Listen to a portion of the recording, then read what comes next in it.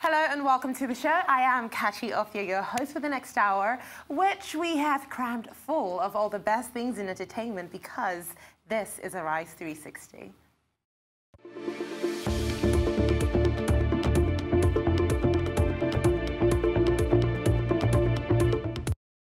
Now, it is the start of a new week, and of course, we like to start as we mean to go on with, the showbiz, so much more showbiz that you know what to do with. So here's what you can expect in Arise 360 today. First, I'll be whipping you across the continents to bring you the best showbiz stories from around the world. And then we'll be moving over to the music industry to find out what has been happening with our favorite pop stars. Also on the show, we will be enjoying dance, plays, musicals, and more when we talk arts and culture. And of course, I will be chatting with the Rise correspondent, Judita Da Silva in London, for the latest hot topics in film and television. All that and so much more right here on Arise 360.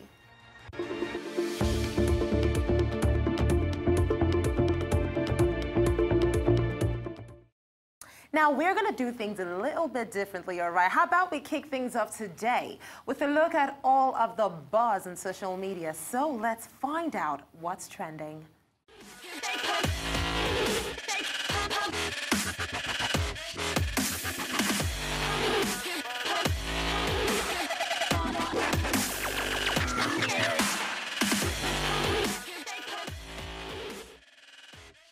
And as always, to help me go through what's been trending on social media, I am now joined by a Rise correspondent, Judita Da Silva, at our studios in London. Hi, Judita. It is great to have you on the show again. Welcome back. How you doing, girl? Hi, Kachi. Thank you. I'm doing good. I've missed you so much. I was lost. I was wandering through the wilderness because I didn't know what to do without Arise 360. That's how sad my life is. We love you too, boo. Okay, now, see, when I heard about this situation, I thought to myself, there is nobody I would rather talk about it with than you. So Kevin Hart stepped down as the host of the 2019 Oscars, and I thought it was ridiculous. But anyways, somebody else is trying to stir up some fire from this. So what's that about? Okay, so on social media, everybody's been talking about it. Like you said, Kevin Hart, because of some tweets he did back in in 2009 and 2011, which were homophobic, he's apologized for them in the past, but then he chose to step down. So his friend Nick Cannon, TV producer, presenter, he then went back through Twitter to 2010 and 2012 and found tweets by three of the biggest names in female comedy, Amy Schumer, Sarah Silverman, and Chelsea Handler. And these are excessively homophobic tweets. And all Nick Cannon said is that, I wonder if there was any backlash there. And that kind of got everybody thinking that it's very ironic that Kevin Hart, black male comedian, these three women, white female comedians, and nothing's ever happened to them. They've not lost any jobs or received any backlash. And the key is Kevin Hart actually apologized in the past. So how many times does he have to apologize? And it's something that he's moved on from, because then this brings up the question of, like, when you think of people like James Gunn, his tweets got him fired by Marvel and Disney. Kevin Hart has now stepped down from the Oscars. There are even rumors that Eddie Murphy is on the waiting list to step in as the host of the 2019 Oscars. But those three powerhouse female comedians faced no backlash for what they tweeted, and it was really quite obscene. Absolutely. Now, this is a huge issue because if this situation with Kevin Hart isn't played out right, I mean, we could see this happen with so many other black comedians, not just comedians, black entertainers. So now I'm thinking, Chelsea Handler obviously has hosted shows. She has. I mean, Amy Schumer as well. So do you think perhaps the Oscars is trying to just play to certain egos? They're trying to not offend certain people that may or may not have big stakes in the show, which is why they're really putting so much pressure on Kevin Hart. Absolutely. You've got it in one, because when you think about it, we're in this Me Too Time's Up era. Having a very visceral and aggressive reaction like Kevin Hart has faced to somebody like Amy Schumer or Chelsea Handler, these are white women. They're the face of the Me Too movement. So in a weird way, it's it's kind of counteractive to the integrity of the whole idea of feminism, because they don't face the same level of consequence that people like Kevin Hart does. When you think of something like the Oscars, look at Nate Parker. He had this massive movie that everyone said was going to sweep the Oscars, but then an age-old court case and rape case from when he was in university, and he was found innocent, came up, and he was completely just washed away from any nominees or nominations. But then you look at somebody like Casey Affleck, he had a case against him that he settled out of court. He wasn't acquitted or anything. He ended up walking away with Best Actor Oscar. So it kind of just shows that there's a huge disparity between the consequence of actions for ethnic minorities to white performers, as well as male performers to female performers. So when you're black and male, basically, you haven't got a chance in hell. Let's not get started on the conversation about when you're black and female, which is even worse. So what Nick Cannon has done has basically stirred the pot, I would say, in the right direction to start a conversation that needs to be had about the equitable distribution of consequence for equal actions. Absolutely, completely. Now let's move on to something that is more exciting, because it got me a little happy. Just a little, just a very little bit. Now, Drake posted something on social media and women are just losing their minds, embarrassing themselves over it. So what is that about? Yes. Okay, so Drake is currently riding high, successful world tour, great, he got recognized at the Grammys on the nominations list. And so what did he do? He took to Instagram and took a picture of a selfie of himself with no top on, showing off his toned abs and his tattoos. So women almost broke Instagram. They lost it. And there was one person even posted a before and after of him back in 2016 to now in 2019 to show how his body has changed. It's just showing that the champagne pappy is riding high. So he's currently in Turks and Caicos on holiday because his tour has ended. He's wrapping up the year, and it's kind of just like having fun, because one thing you notice about Drake, he never really posts images like this. So this is what shocked his fans so much, because to see him, this is what you would see maybe, okay, we know Kim Kardashian does this every day. Those are the kinds of people that post pictures like this. So to get this slice of Drake, they absolutely love it. Absolutely. And you know the beauty about this Drake situation? It builds on the concept of less is more, because just like you said, we never get to see this. So just having this little glimpse has gotten every single person's mind just raging with all sort of thoughts. But anyways, what else has been trending on social media? Okay, so we know movie star Chris Hemsworth. We heard, when we heard a couple of years ago that the Men in Black series was getting a reboot, everyone got excited, and we found out Will Smith and Tommy Lee Jones were not part of it, and everyone was shocked. Then it was announced that Chris Hemsworth and actress from Creed, Tessa Thompson, are going to be helming the movie. So what happened is that he's currently filming another movie out in Thailand, and what he did was took to Instagram and posted the first official photo from the set of him and Tessa Thompson in action. And he was just talking about a throwback to, he remembers this was what scene they were shooting, and they were chasing the aliens holding their guns, and everyone's getting very excited. This is the clever thing about social media. A picture like this with all of his millions of followers, it gets people talking in advance of the film release, which is July 14th next year.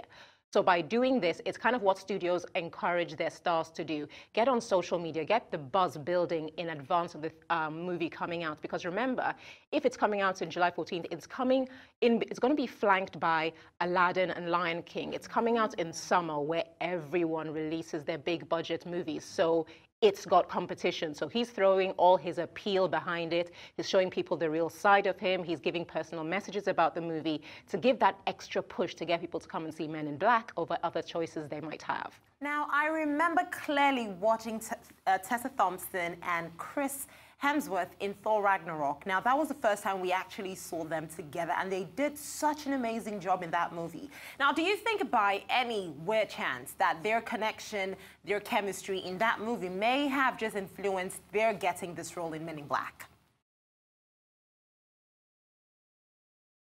We have to wait and see because this is such a wildly different pairing to what we had with Tommy Lee Jones and Will Smith. Because remember, the magic of it is that everyone loves Will Smith as an entertainer. Tommy Lee Jones was the old pedigree of really high drama acting. So it gave the movie credence and credibility. So with these two, they're kind of up-and-comers, and they, like you said, they've come out of the superhero franchise. Tessa Thompson has had dramatic movies, but we really know them for their big budget stuff in Marvel. And so we're trying to see now, we kind of have to sit on the fence as judges to see, can they hold and captivate an audience the way that pairing of Tommy Lee Jones and Will Smith did? Because it's a very tough act to follow. They're calling it Men in Black International. So they're suggesting that, yes, there's a diversity ticket. They're bringing in a woman, which they haven't had before. Chris Hemsworth is Australian. So it's kind of showing that they're broadening the scope of the Men in Black team. And who knows, they might not return. You might even get different agents for every future film. We just have to wait and see. Okay, so should we expect cameos of any kind just to get excited? Do you think that is something that they may just throw in there? Maybe we could just have Will Smith just have a little, hey guys, and pop out. Is it possible? Will Smith, just like with Independence Day, Will Smith is definitely out, and so is Tommy Jones, because Tommy Jones is a lot older, so he's kind of outgrown the franchise. But I think you've actually got something right there. They are going to try to get in some good cameos, because that's what's just going to boost the ticket, because the first people who go to see the film will then be able to use word of mouth to go, oh, by the way, guess who's in the film? So they're playing their cards close to the chest for now, but I expect that come 2019, when the real promotion rollout and premiere starts to begin, we'll get to hear more teasers and more Easter eggs to find in the film. Because, put it like this, in a competition of 2019 that we've talked about for all those releases, they need every single help they can get. Absolutely. Well, Judita De Silva, thank you so much for all those interesting social media updates. We look forward to talking to you in a bit when we come into film and television. Well, you don't want to go. I know we still have so much for you. Right about now, we are switching up to film and television. So it is from social media to blockbusters, TV shows, and award ceremonies. Trust me, we have it all. So here is Arise 360's daily look at film and television.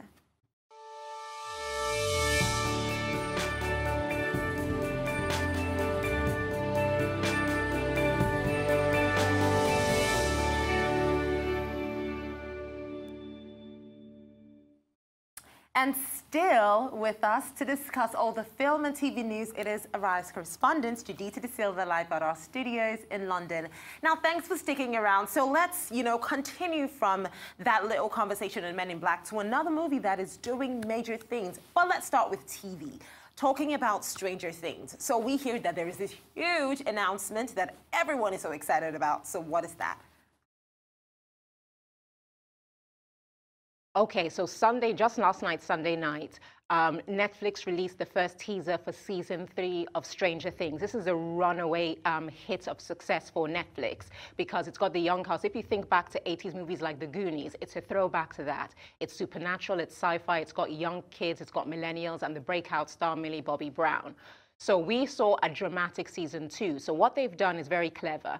In the trailer for season 3, they haven't shown any clips of the film. All that they've done is release a video with the titles of all the episodes. It's going to have 8 episodes, and it's got titles like The Mall Rats, which is a throwback to a teen movie from the 80s, The Bite, The Battle of Starcourt. So it's kind of giving people a feel of what they can expect. And this is going to take over summer 2019 because we know that Netflix comes to a standstill whenever Stranger Things comes out. So it's good to know that they're planning it in the same vein. We've heard that all the cast members are returning that survived season 2.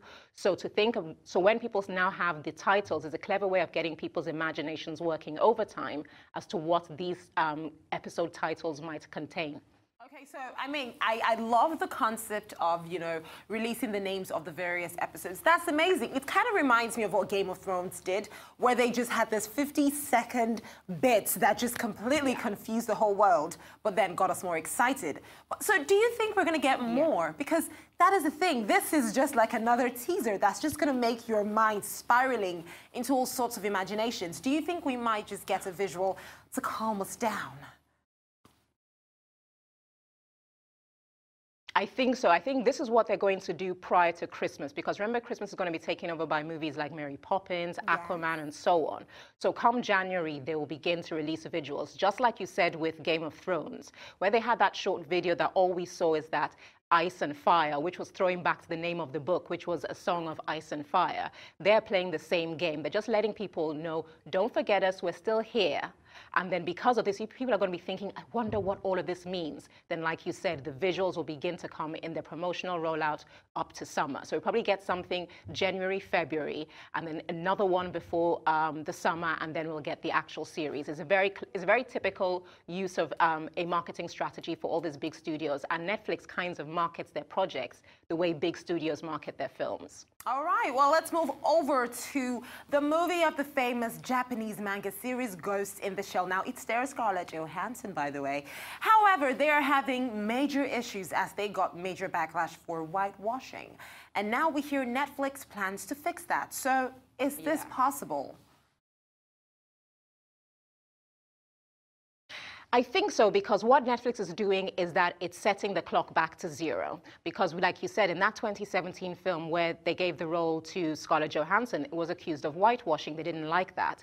And with some industry as massive as Japanese manga, the fans of Ghost in the Shell are huge, and they're broad-reaching as far as generational spectrum. So they don't like the idea of, with such a availability of great acting talent in Asia, why would you go to Scarlett Johansson?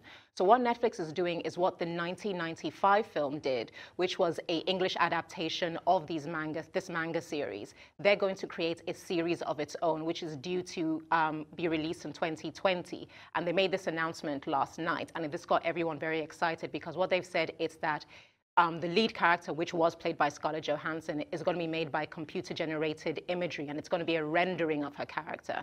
That way they can stay as loyal to what people saw in the manga comics. And that's when you have the purists and the diehard fans will be really keen on watching this, because they get to see the visual interpretation of what they read in all these books. So Netflix is being very smart, and because it's going to be on Netflix, it's going to be translated into English, which broadens their audience and makes it more international. Amazing. Okay, now let's move on to another situation that has really got me immensely motivated. I mean, right now, James Gunn is like motivation 101. We saw him bounce back after he got fired for his tweets by Disney, and then joined Warner Brothers. However, we even hear now that over the weekend, he dropped something major. So please tell us some more about that. Yeah, like you said, I think James Gunn is the comeback kid after losing to Disney, then going on to because he created Guardians of the Galaxy for Marvel, and then he got fired because of some very controversial tweets. Then he got hired by Warner Brothers to do Suicide Squad 2. But what has happened is that he'd had a project in the works already as a producer, which is called Brightburn. It's being directed by the director of The Hive, but it's being produced by James Gunn, and is actually, which is very ironic, being marketed on his name. Because you would think because of the disgrace he faced after that tweet controversy, they wouldn't really push him so much. But the truth is, Sony Pictures is actually pushing the marketing for this film called Brightburn on James Gunn's name. And it stars Elizabeth Banks, who you'd recognize from The Hunger Games. And it's a very interesting take, because we're in this whole superhero era. But the key about Brightburn, it's a story of when an alien baby lands on Earth, and it's given to this couple who can't have a child of their own, only to discover he has superpowers, but he's not a good person. So now you have a superpowered evil anti-hero. So it's a real twist, it's a complete twist on the superhero and superpower X-Men thing. But it's the way it's done as high drama. It's not as glossy as the Marvel looks. It looks like a real film. It's got really talented actors. So people are very excited for this project. Now, you see, this is just going to slap Disney in the face. I'm sorry. Because this just proves, for one, that James Gunn is not just good with the action flick superhero type of movie. He can actually, you know, direct a movie, and it still turns out very well. So do you think it is just high time that they just drop it? Because we do need Guardians of the Galaxy 3. We need to see them producing this movie. And now with the uncertainty going on, with James Gunn flying high, I mean, don't you just think they just need to drop the ego and bring this man back, if he agrees? You know, You know what I think it is? I think it's too far gone. It's kind of like when you dumped a boyfriend you really loved because you thought that he would come begging you back, but then instead he moved on to a different girlfriend, and now you realize you've got to lose weight and try to look beautiful and act like you don't care, but deep down you care. It's exactly like that. Disney cannot lose face because they dug in, they kept to their decision, and if they backtrack on it, it will look very bad for the brand. Disney is a fundamental family brand. They own Marvel. For the tweets that James Gunn sent out, they were very explicit and very dark regarding children. So that is anti everything to do with Disney. They had to dig in. It was between a rock and a hard place. But then I would say in Hollywood, it's lucky for James Gunn that his career did bounce back, because for another person, it might have been game over. So I think it's kind of Disney has to cut their losses, find someone to direct Guardians of the Galaxy. Knock on wood, it's someone as good with the same vision. But for James Gunn, it's on to the next one, as Jay-Z said. Exactly. But do you think maybe the Oscars situation with Kevin Hart and this situation with James Gunn have any kind of similarity? And maybe the Oscars could learn a thing or two from this situation? Very true, because when you think of Kevin Hart, he's probably he is the #1 comedian in the world at the moment. And why people didn't like what the kind of pressure the Oscars put on him is because, as I said, he'd apologized before. And this was from a decade ago. So this whole thing about bringing up what people did in the past, how much atonement is enough atonement? And you're right, there is a correlation between the two. Granted, what Kevin Hart was not as heinous as what James Gunn did, but James Gunn, he had to go because you're associated to a brand that's associated to children. But what Kevin Hart said, what Nick Cannon proved is that women have said worse. He's apologized. Why isn't there, like I said, equity in punishment for people doing these kinds of crimes? And also, like in Hollywood, when is the past, and when do you focus on the future? People grow, people evolve, and you have to give them the latitude to become better people. If you always persecute people for mistakes they made in the past, you're not giving them the chance for a future. So what kind of society or environment does that create in Hollywood? Absolutely. Well, Judita, you always hit the nail on the head, so I'm stealing that phrase from you, by the way. Anyways, what other movie news do you have for us today? Okay, this is a great one. Like, you know, we're building up to award season, which has started now and will go straight through till March. And so they announced the Golden Globes nominations, but this movie, Crazy Rich Asians, it was the movie of the summer. It was groundbreaking. In 25 years, the first movie with an all-Asian cast. Constance Wu, who's the lead actress, got a Golden Globe nomination, which is the first time an Asian actress in 44 years has gotten a nomination in Best Lead. It's also got two Best Film, Musical or Comedy nomination at the Golden Globes. Then on top of that now, the director, John M. Chu, was honored at the Unforgettable Awards, which recognizes trailblazing Asian Americans. He was given an award, and he made a speech just saying that it is such a pivotal and really inspiring time for Asians in America because they're breaking down barriers. For you to have not a single face that wasn't Asian in this movie, and it broke the bank at the box office in North America, where you're having an environment where Asians in America would cry when they went to the cinema and see a film that's populated by people that look just like them. This is so important. That whole talk of diversity and equality and moving forward. Crazy Rich Asians was a movie that was a testament to that and showed Hollywood that when you say that a movie with Asians or Black people or Indian people can't make bang at the box office, that isn't true. This had nothing but Asian people, and it stole the show. So it looks like people are saying that they really have a good feeling for this film come award season at the Golden Globes. It should walk away with great stuff, just like Black Panther, who swept away with nominations at Golden Globes. It's the time for diversity and ethnic minorities finally in Hollywood. We hope. Absolutely. Honestly, fingers crossed. I hope they're watching and they're listening and they actually take our word, very serious. But anyways, Judita, thank you so much for always being amazing on the show. So that will be my all pleasure. From Judita De Silva, our Arise correspondent at our studios in London. Oh, wasn't that fun? Well, it is time for a short break, but do stay tuned to the show because coming up, I'll be bringing you the top entertainment stories from the four corners of the globe in today's news around the world. Don't go anywhere.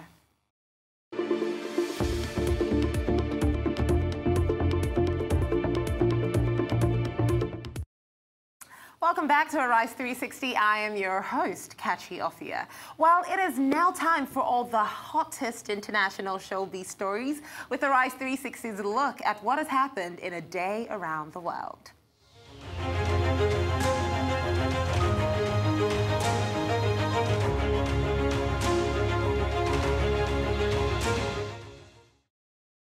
Now let's start off in America, all right? Let's start with some box office news. Now, Ralph Breaks the Internet is definitely breaking the internet, and it is doing so well on box office. It's unbelievable. Now, it was #1 for the third straight week with an estimated $16.1 million from ticket sales. Now, the animated sequel has grossed more than $140 million in 3 weeks.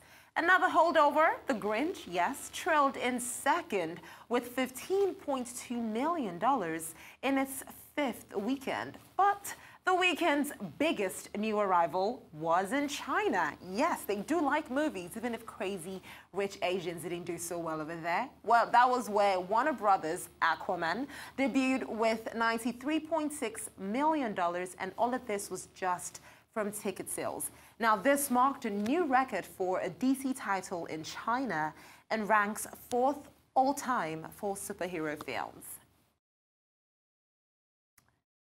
And staying in America, Fox News is in production on a film about the sexual harassment scandal at Fox News called Fair and Balanced. Now, on the star acts, one of them is the one and only Charlize Theron, and she channeled Megyn Kelly as she continued production on the upcoming film. Now, the actress was seen holding a paper cup in between takes on the set in downtown Los Angeles on Sunday. While still talking about Megyn Kelly, and she looks really amazing, Charlize Theron. It's so hard to miss. But anyways, Megyn Kelly says she cannot wait to get back to work. And now she's trading upfront money in her settlement talks with NBC. Now, she has a 1.5 years left on her deal. And according to sources, NBC wants to structure the deal such that she receives all the money within that time. Now, talking about this money, it's not just any kind of money. She could walk away with about $37 million in salary and bonuses once all is said and done. Well, on to Latin America. Miss World is the oldest running international beauty pageant and has boosted the confidence and careers of thousands of women and young girls. Well, this year, Vanessa Ponce de Leon made history on Saturday to become the first Miss Mexico to be crowned Miss World. Now, the event, which was held in China, brought together different women from all races and backgrounds who had competed in their respective countries and won together to claim the Miss World crown. Now, the 26-year-old winner beat 117 other contestants, including runner-up Miss Thailand, Nicolene Limsnukan, Miss Uganda, Queen Abinakio, who placed 3rd, and other finalists from Belarus, France, Scotland, Jamaica, Nigeria, just to name a few. Now, the new Miss World has a degree in international business and has worked as a model and TV host. Well, in Asia, something is not very exciting, so I'm sure we've all heard about boosting. Boosting is basically one person playing a video game on another person's account, basically to just rank them up and get them better scores.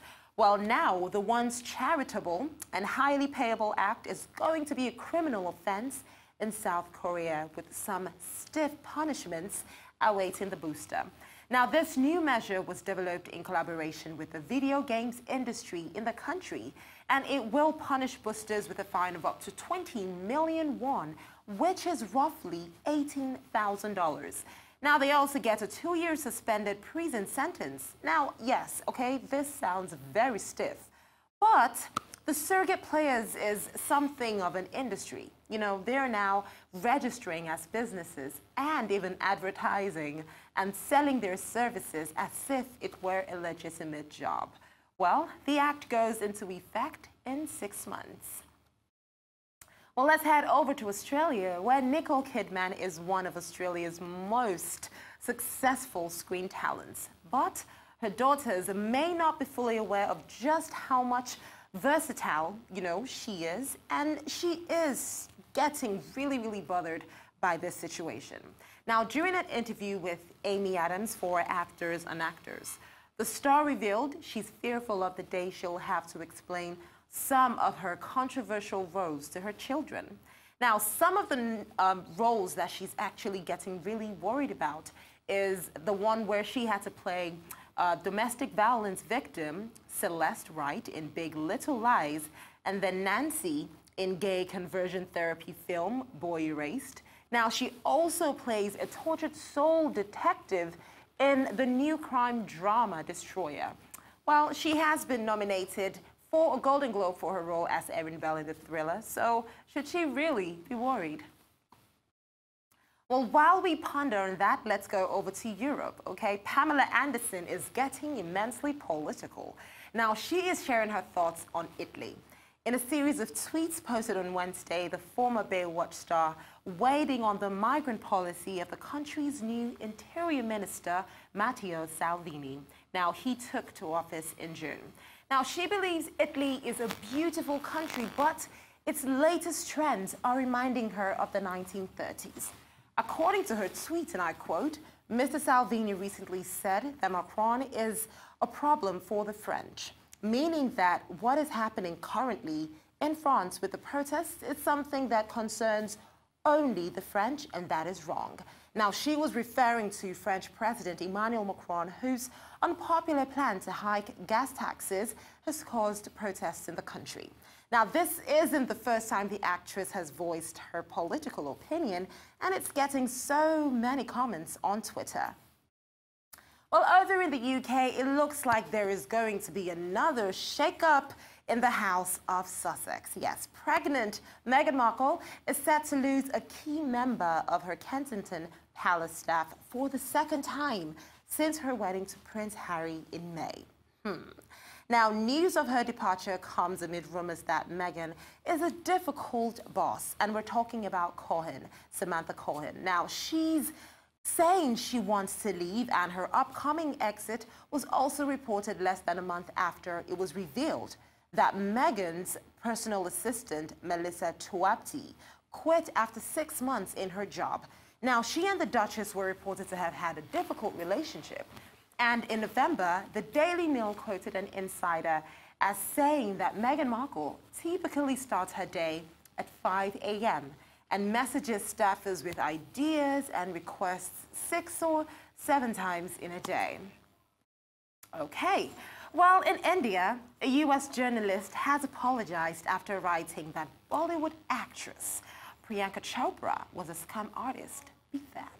Now, Mariah Smith took full responsibility for what she wrote after she wrote that Priyanka Chopra is a scam artist who had trapped Nick Jonas into marrying her to further her career.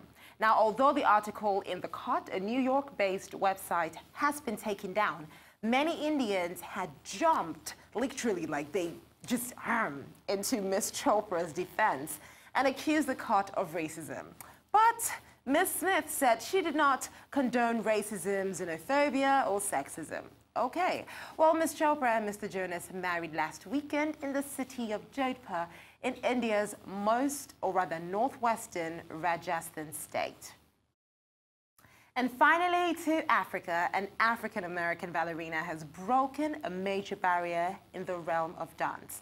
Now, Whitney Hoole made history by becoming the first Black ballerina to take on the lead role in the Kansas City's Ballet's Nutcracker performance. Now, for the dancer, it's all about representation. She hopes taking on the role will inspire other dancers to follow in her footsteps. Ballerinas like Hoole, are trying to use their platform and artistry to increase the representation of Black dancers in ballet. Also in Africa, it's all about winning this season. Quantico star Pel Thusi is the star in Queen Sono. Now, Queen Sono is Netflix's first African original series. Now, Thusi, who stars as the series regular Diana Mampasi in the ABC drama, is set to play a highly trained spy in a South African agency in the series. Now, we will see Thusi's character take on dangerous missions while also facing challenges in her personal life. So, the show will start production in 2019, and it is expected to be one of a number of African originations for Netflix as the digital platform eyes international growth in new markets. Well, that is all from our trip around the world. It is time for a short break now, but do stay tuned to the show. I'll be bringing you the latest music news, and it has been a great week for pop star Janaelle Monae. Find out more when we get back.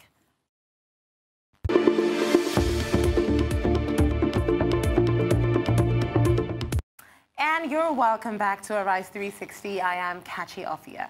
Now, with all that's been going on in the music industry over the weekend, let's waste no more time and get you up to date with today's music news.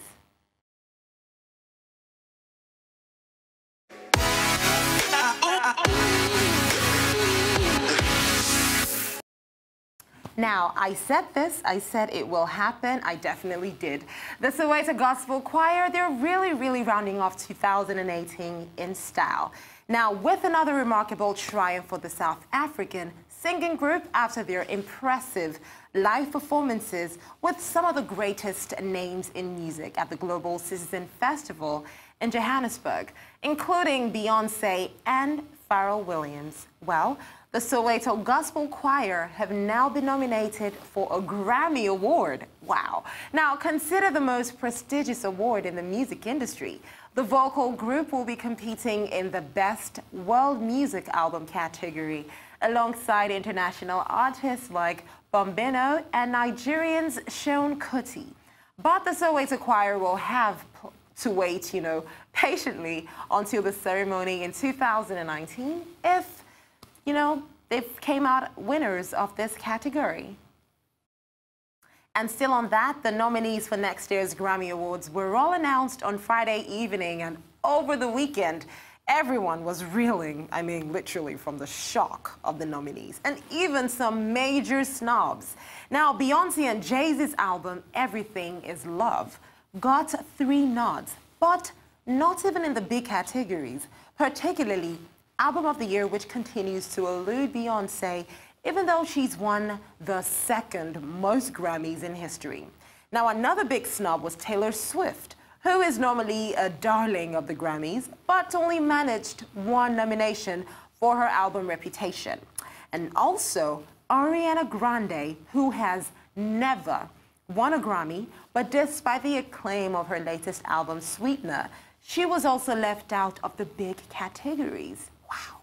Well, the big surprise that everyone is still jaw-dropped about was rap star Kendrick Lamar, who didn't even release an album this year, but he produced the Black Panther movie soundtrack, and he earned 8 nominations. We don't understand how that happened. But remember how I told you we had something major on Janaelle Monae? So here it is. She was riding high over the weekend after an impressive week of awards and recognitions. Now, first, Janaelle was presented with an honor at this year's American Ingenuity Awards held at the prestigious Smithsonian National Portrait Gallery. Now, Janaelle received her award from music legend Stevie Wonder because she was being recognized as an innovator whose contribution to music has changed lives for the better. Janaelle Monae also went into the weekend with the news that she is one of next year's Grammy Award nominees. Now, she is in the most important category of all, Album of the Year. She was so moved by the announcement, it brought her to tears. Okay, now let's talk about rapper Cardi B and her now estranged husband and fellow rapper Offset. It's so weird to say that. Now, they have been lashing out at critics of their relationship and their unfortunate split, which happened last week. Now, many accused Cardi B of announcing her split from her husband as a publicity stunt. And Cardi B responded by posting a video on social media in true fashion in which she said that Offset and her simply fell in love, and she hates people calling their split fake. While Offset also broke his silence by posting a blunt message on Twitter that said, "F you all, I miss Cardi." Now, in spite of this, Cardi sounds like she's ready to move on, you know. She even changed the lyrics of one of her hit songs in a performance in Chicago on Saturday to reveal that she told Offset she wants a divorce. Well, away from that, let's talk about Beyonce. She was getting into the Bollywood spirit this weekend. Now, she dressed up in some beautiful traditional Indian outfits for a private performance. So the Queen Bee shared images of herself in her Indian fiery Instagram. Now, she had touched down in India to perform a private concert at the pre-wedding event for Aisha Ambani. Now, this girl is the daughter of India's richest man, Anand Piramal. Now, the son of the billionaire chairman of the Piramal Group.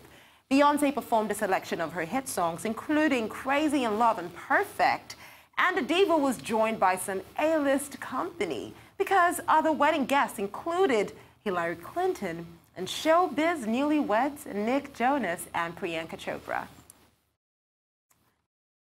Well, it is time for another quick break, but don't go away because coming up, it will be all about today's arts and culture news. There's some great stuff. Stick around to Arise 360. We will be right back.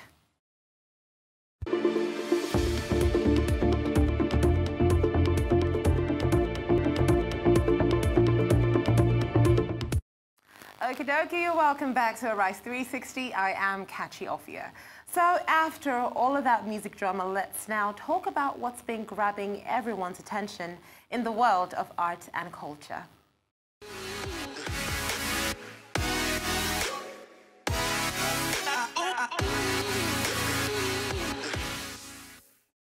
Now, multi-award-winning actor Bryan Cranston has made a long-awaited return to Broadway with Network, and what a return it was. Now, following its acclaimed run at London's National Theatre, the play follows the unexpected rise and fall of news anchor Howard Bell, who unravels life on screen during his final broadcast. Now, when the ratings soar, the network seizes on the opportunity to exploit him. It's based on the 1976 film of the same name, which, by the way, won 4 Academy Awards, including Best Original Screenplay. The Breaking Bad actor leads a star-studded cast, including Joshua Bone, Gina Daniels, and Gina Yee. And still, award-winning choreographer Sherry Silver has released an exciting new dance tutorial in collaboration with Nike. Now, after picking up the VMA for Choreographer of the Year for Childish Gambino's popular This Is America video, she's now teamed up with the world's biggest sports brand to have us fit and healthy with the hottest Afro dance moves. Now, you will likely recognize some of the moves like Guara Guara from South Africa, but there are a few obscure ones you could also add to your repertoire. So, the full video is available now on YouTube. And Alvin Ailey American Dance Theatre is celebrating its 60th anniversary this year. Now, the company is marking the occasion with some exciting new shows, including The Call, which had its New York premiere over the weekend. Choreographed by Ronald K. Brown, The Call seamlessly blends modern and West African dance styles in a joyous dance celebrating Mr. Ailey's guiding vision. Now, Ailey is seen as one of the groundbreaking greats in African-American history, while the work of his company grew beyond the limits of the stage to encompass education at all levels, community outreach, and cultural diplomacy. And a housing complex for senior citizens has beaten off flashier competition to be named the World Building of the Year at the World Architectural Festival. Now, considered one of the industry's top accolades, the award went to Kampong Admiralty in Singapore for its integration of public facilities, community space, and over 100 apartments for the elderly. Now, it was chosen from hundreds of shortlisted projects, which included Russia's World Cup Stadium, the Qatar National Library, and UK's recently redeveloped London Bridge Station. Now, the prize jury, which comprised leading architects and other industry figures, praised Woha's attempt to address Singapore's aging population. Now, as pressure mounts in museums outside Africa to return art and artifacts plundered during the colonial era, an aspirational new institution in Senegal is hoping to change that narrative. Now, President Macky Sall has inaugurated the new Museum of Black Civilizations in the capital, Dakar. Now, after decades of inaction, construction was finally made possible after a $34 million Chinese investment. It follows calls from Senegal and other African nations for France to return art it looted during the colonial era. Amongst the first temporary exhibitions to be shown is works from artists from Mali and Burkina Faso, as well as from Cuba and Haiti. The museum's director says the institution will serve as a creative laboratory to shape a continent's sense of identity. It is expected to open to the public in the coming weeks.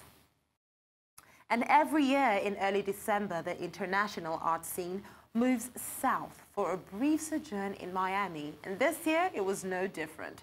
Now, tens of thousands of artists, gallery owners, art collectors, and celebrities arrived en masse in southern Florida's most popular city for Art Basel, Miami Beach. Cardi B, Kanye West, Lil Wayne, and Jennifer Lopez were spotted at the prestigious event. Nigerian art gallery, Rel Gallery, was amongst the exhibiting companies, with artist Victor Ehikamenor's solo show.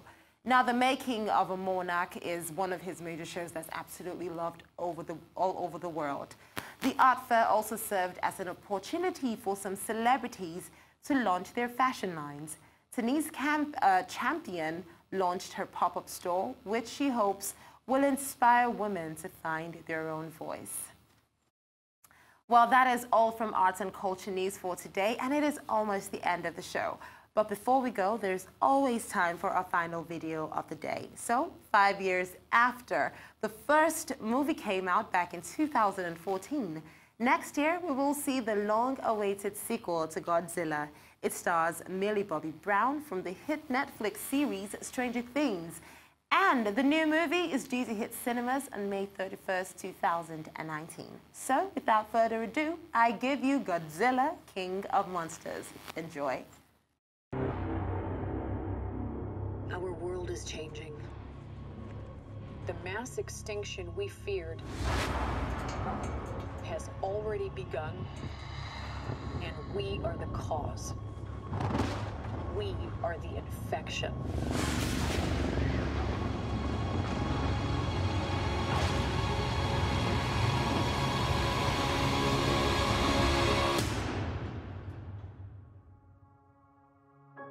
But like all living organisms, the Earth unleashed a fever to fight this infection. Its original and rightful rulers, the Titans. For thousands of